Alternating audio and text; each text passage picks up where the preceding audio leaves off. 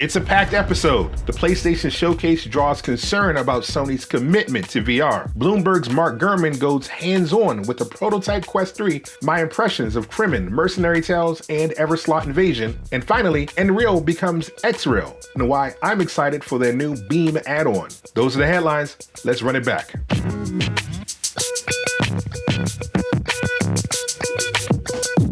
All right. I'm a little late to the party, but I did watch the PlayStation Showcase. I was very excited to see what Sony had to offer. Believe me, I'm cheering for them. Good VR raises all VR, but they didn't give me much to cheer about.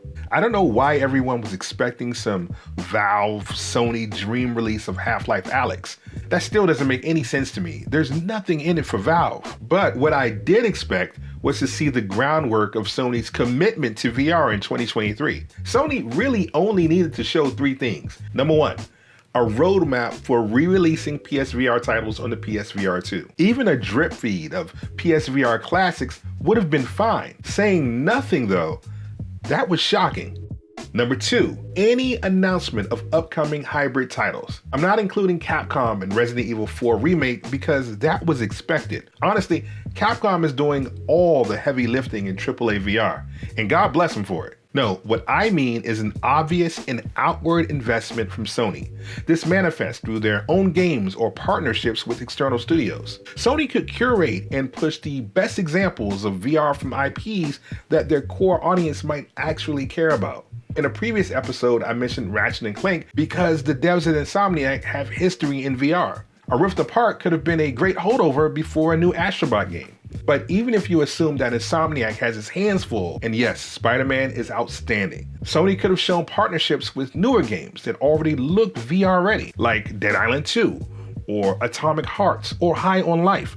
Publishers would love to take Sony's money to bump mid-tier games. Any advantage helps. The PSVR 2 market is new and hungry enough to devour pretty much anything at this point. So if Sony doesn't want to spend tons of money on risking something new, funding and assisting the conversions of existing IP would have been smart money. But what do I know? I don't run a multi-billion-dollar corporation. And number three, finally, just one Sony first-party original. It doesn't even have to be ready in 2023. They need an all-in graphical showcase like Horizon Call of the Mountain. Something internally developed. Something that shows off what the hardware can really do. Fans have been waiting on any kind of substantial communication from Sony. The assumption was that the hardware shortages and the soft launch was now over, but no, nothing. Some quick thoughts about the games they did show though. Resident Evil 4 Remake looks incredible. That was expected.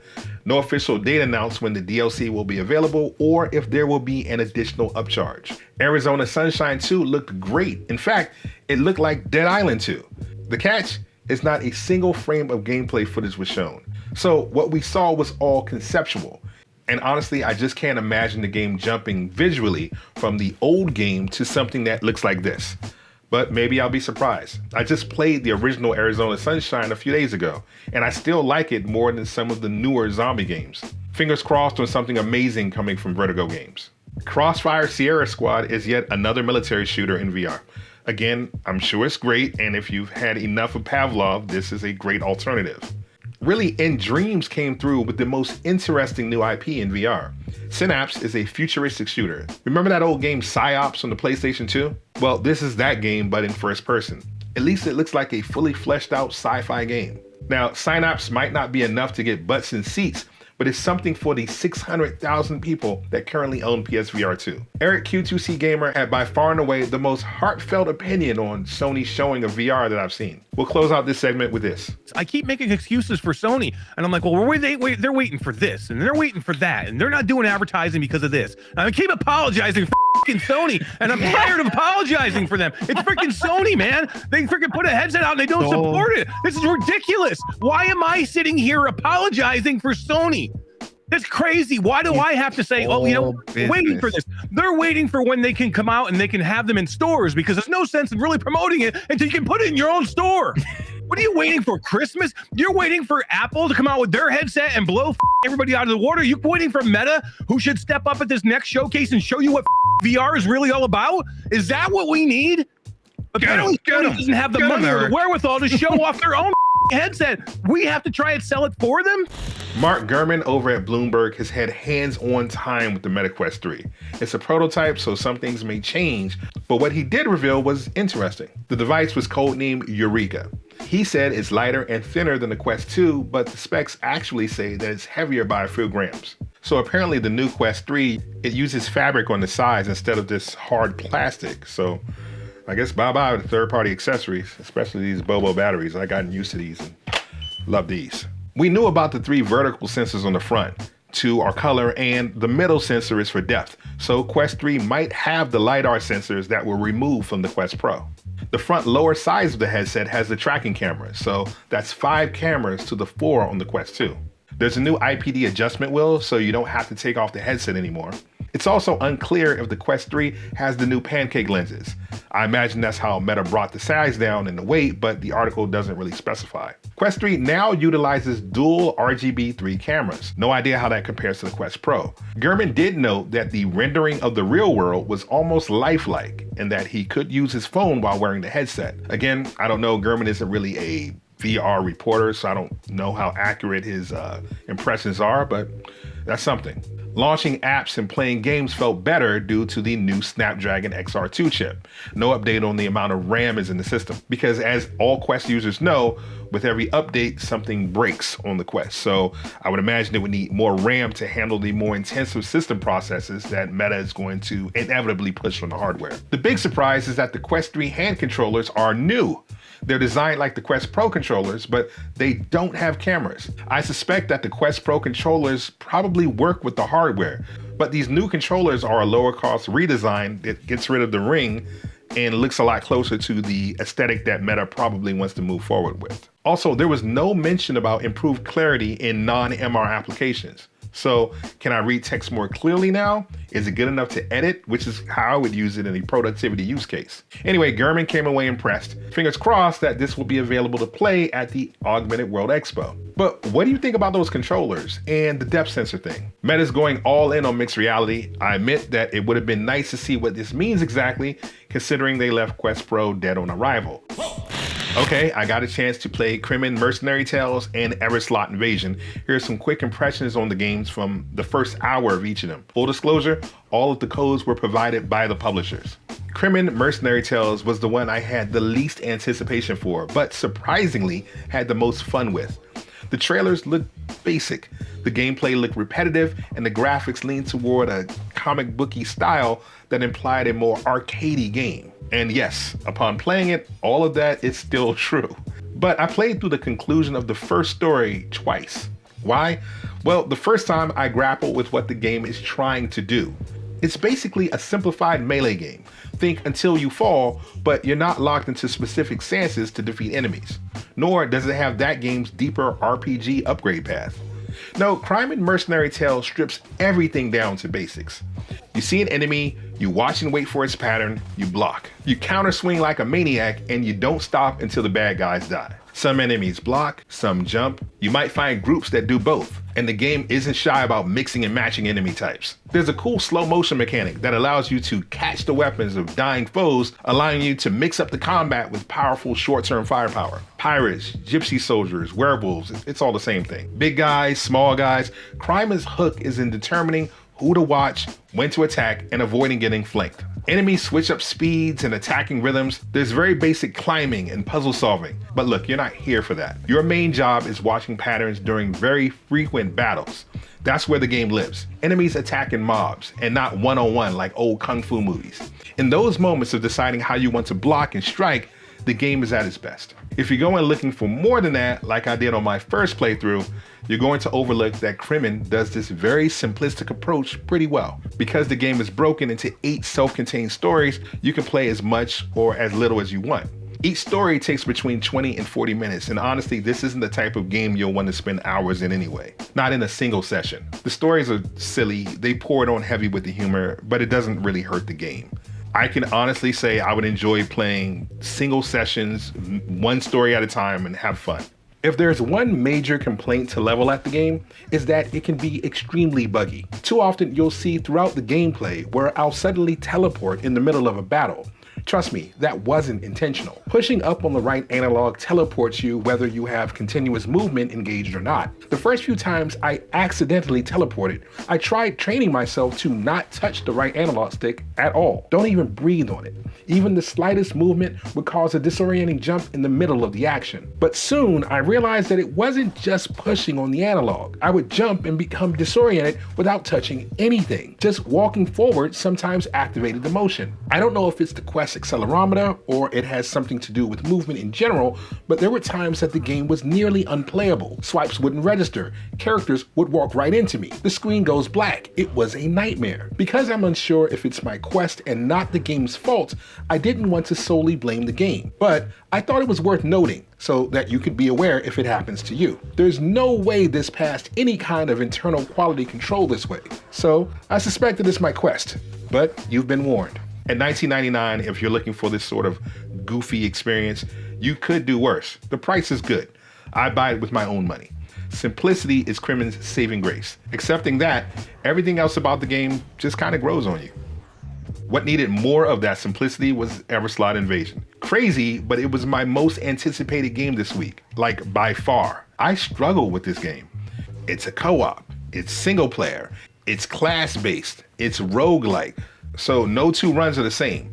You enter large arenas that hint at verticality, fighting off waves of demons with grappling and sword swinging, and moving with the freedom of a killing machine. And supposedly, it only gets better as you build up your soldier with improved attributes like spread shots, which is what I did, or faster firing rates. You know the loop.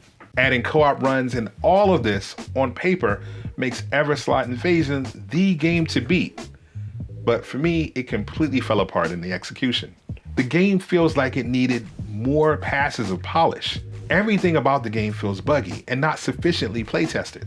For example, collision is tricky before you ever fight anything. Menu points activate animations that you can never quite gauge how close or how far to be for them to initiate. So you end up doing this awkward shuffle to read simple instructions. Or worse, it happens when you reach these upgrade points to upgrade your weapons as the game progresses.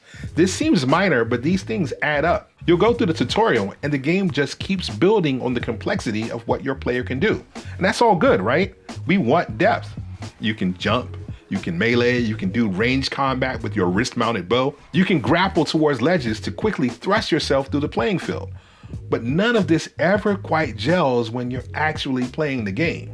Most of my time was spent running with the nimble rogue class and taking cheap shots by waggling my controller whenever the enemies got too close. I always felt like I was fumbling with the controls. I could never quite remember how to jump versus how to grapple. You have a shield, but it needs to be held palm up, specifically facing you with your left hand. And the shield has to be activated. So essentially, blocking during the heat of combat requires a momentum-killing multi-part process. Right, and with the other hand, you're supposed to hack at enemies and move? Some of the game's core functions are determined by how your wrist is pivoted, and I'm not sure that the game is balanced well enough to make that as effective as the developers would like.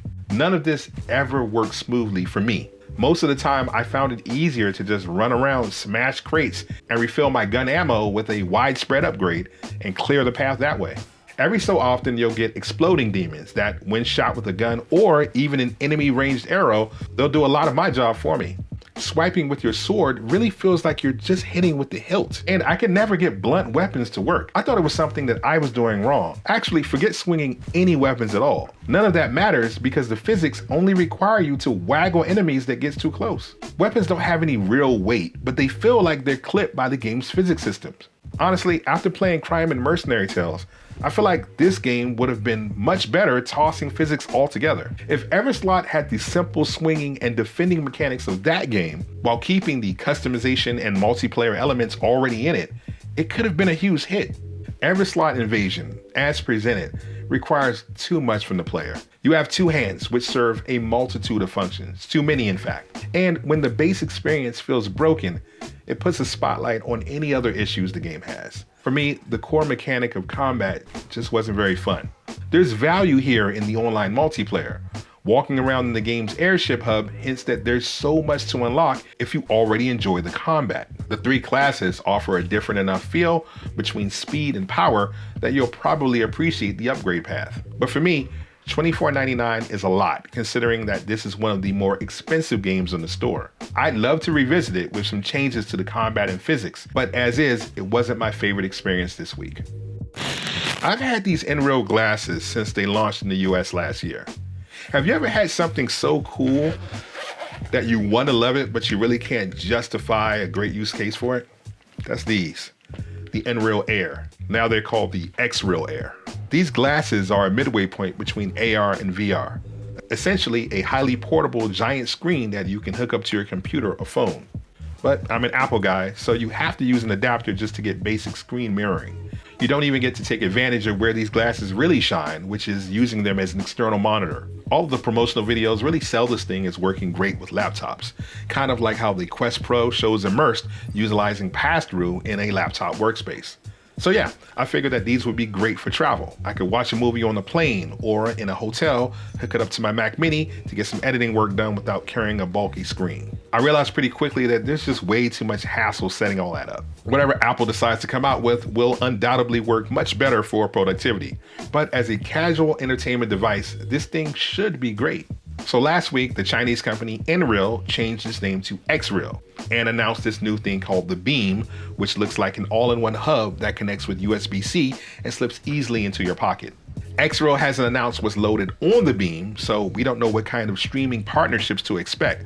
Xreal has a finicky proprietary app called Nebula, which attempts to make watching YouTube more futuristic with multi-screen capabilities. So they'll likely have this available to everyone inside of the Beam Hub. If this solves the issue of allowing me to quickly plug this thing into my desktop for multi-screen support, it's going to be a tough call between taking these glasses when I travel or my Quest 3. Hopefully I'll get a chance to see them both next week at Awe. So that's it for this week's episode of The Runback. I'm doing one more before I leave for Awe on Wednesday. I'm playing Budget Cuts Ultimate, maybe some predictions about Meta Showcase. Horizon Worlds has an alpha build of something called Titanborn, which might be interesting for their social app. But what did you think about Sony Showcase? Were you disappointed? Has your opinion about Sony's VR changed? I'd love to know what you'd like to see in the future for Sony, and if you feel like they're going to deliver that. Also, are you thinking about Crimen or Everslaught? Maybe they click for you, and I'd love to hear what you enjoy about those games. Sell me on them, really. I'd be happy to give them another shot, especially Everslaught Invasion. Finally, I know Xreal and AR hasn't been something I've talked about much on this channel. Do you see any value in something like this? Or would you just prefer that the Quest experience improves? I'd love for a Quest to interface with my iPad. I could get a lot of work done on the iPad. And Immersed or Meta's own workspaces combined with something like this would be amazing. Meta's going to need something to compete with whatever Apple's doing. Okay, that's really it. I'll look for your feedback in the comments. See you in the future. Show out.